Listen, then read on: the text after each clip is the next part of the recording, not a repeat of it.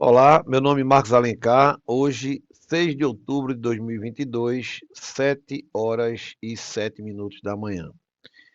Eu acho importante registrar o horário e a data, porque hoje, aqui no canal Trabalhismo em Debate, eu vou comentar sobre essa notícia, né, muito importante que saiu no site do TST. Uber, TST discute vínculo de motoristas nesta quinta-feira.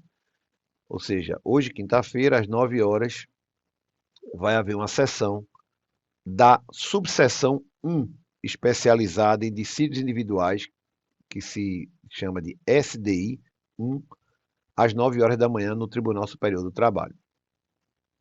Para que se entenda primeiro a importância desse julgamento, o que é a SDI? A SDI, ela harmoniza os entendimentos das turmas. O TST tem 8 turmas.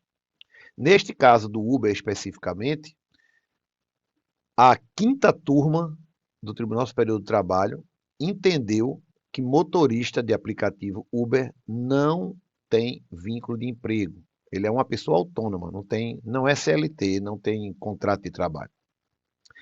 E, por sua vez, a terceira turma entendeu de forma totalmente o contrário, que o motorista de aplicativo é sim empregado do Uber. E a Uber tem o dever de registrar ele como tal, registrar a carteira dele e pagar todos os direitos que estão previstos na CLT. É importante eu trazer esse comentário às 7h07 da manhã, né, já 7h09, para que o Trabalhismo em Debate, o Marcos Alencar aqui, se pronuncie antes dessa decisão da SDI. Então vamos lá. Primeiro, eu gostaria de frisar que, apesar da SDI ser a instância máxima trabalhista, eu entendo que essa discussão não vai terminar no Tribunal Superior do Trabalho. Ela vai terminar no Supremo Tribunal Federal. Por quê? Porque, dependendo do julgamento, né, qual seja o resultado desse julgamento,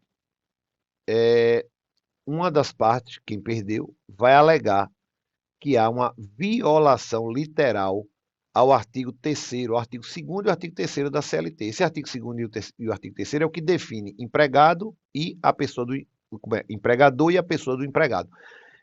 Então, diante do impacto que um julgamento desse pode ter na sociedade, e aí eu abro um parênteses aqui, imagine o Brasil hoje, todas as grandes capitais, sem serviço de aplicativo.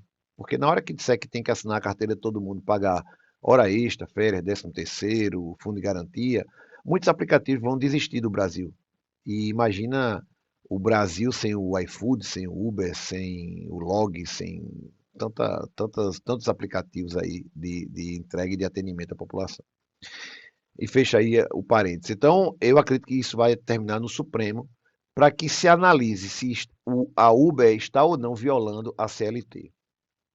Mas enquanto estamos nessa etapa, eu vou me pronunciar. Olha, eu entendo que não existe nenhum vínculo de emprego entre motorista de aplicativo e Uber. Não existe isso. Por uma questão muito simples, é exatamente o que diz a quinta turma, e eu vou ler aqui porque foi bem objetivo na notícia. A quinta turma diz que não existe vínculo de emprego, porque, primeiro, o motorista tem ampla flexibilidade para determinar as rotinas. Ele trabalha o dia que ele quer, ele acorda a hora que ele quer, ele aceita ou não aceita as corridas que ele bem entende. O horário de trabalho. Se ele quiser passar uma semana sem aparecer na Uber, se conectar com o aplicativo, ele passa e nenhuma punição ele vai sofrer. O local que ele deseja atuar também, está aqui dizendo. Eu quero pegar uma corrida daqui para uma distância de 50 quilômetros. Não, eu só quero coisa perto da minha casa. Ele tem total autonomia. A quantidade de clientes que ele pretende atender por dia também mostra autonomia. Então, para esta turma, para a quinta turma do Tribunal Superior do Trabalho, essa autodeterminação, essa independência seria incompatível com o reconhecimento da relação como sendo de emprego.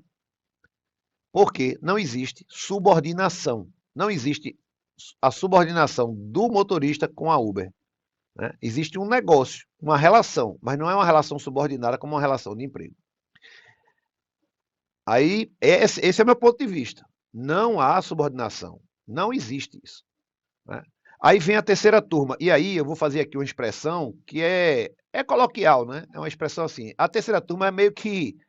Sabe quando você dá o jeitinho brasileiro, ou você derruba a porta, né? Você não pode entrar e você vai lá e empurra a porta e entra à força. É o que a terceira turma, na minha opinião, está fazendo em relação à CLT. Ela pega a CLT e ela dá uma flexibilizada assim à força para tentar cobrir essa relação como se fosse uma relação de emprego.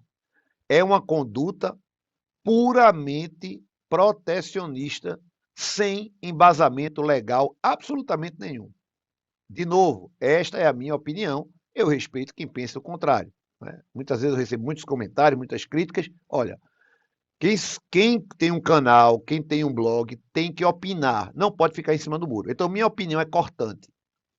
A quinta turma está corretíssima e a terceira turma está erradíssima.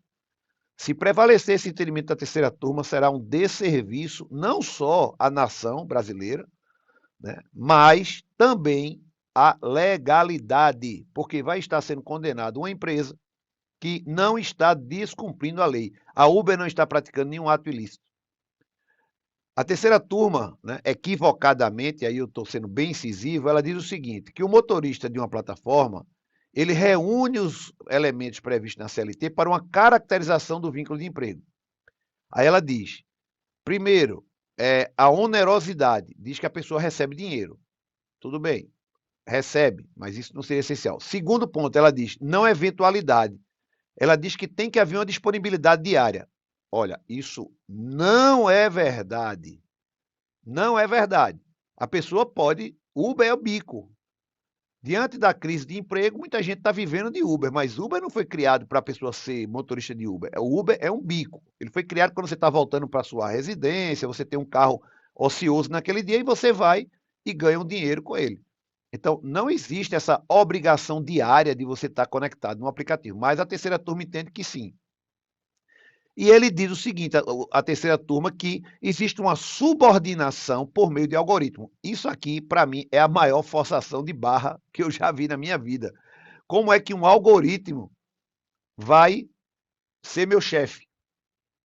Olha, sinceramente, tem horas que a gente tem que parar de falar para que a gente não perca a razão.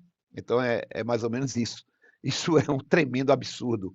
Entender que, não, esse meu computador que eu estou aqui falando com vocês, ele é meu chefe, porque ele monitora as minhas tarefas, ele sabe quantas horas eu trabalho por dia, que hora eu logo nele, que hora eu deixo de logar. Isso não existe. Isso literalmente não existe.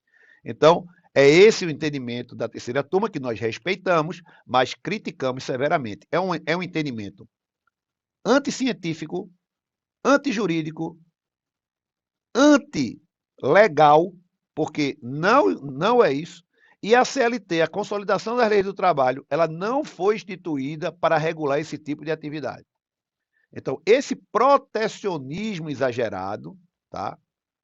Ele, ao invés de criar empregos, ele destrói empregos. Porque o Uber, ele gera uma cadeia acessória de empregos. Qualquer aplicativo, qualquer meio digital traz um arrasto que gera uma quantidade de negócios que cria empregos. A partir do momento que se tem um entendimento retrógrado desse e ameaça que a plataforma simplesmente feche as suas portas e suma do Brasil, né, basta que a gente olhe os últimos 3 anos da pandemia para cá, as pessoas sem aplicativo.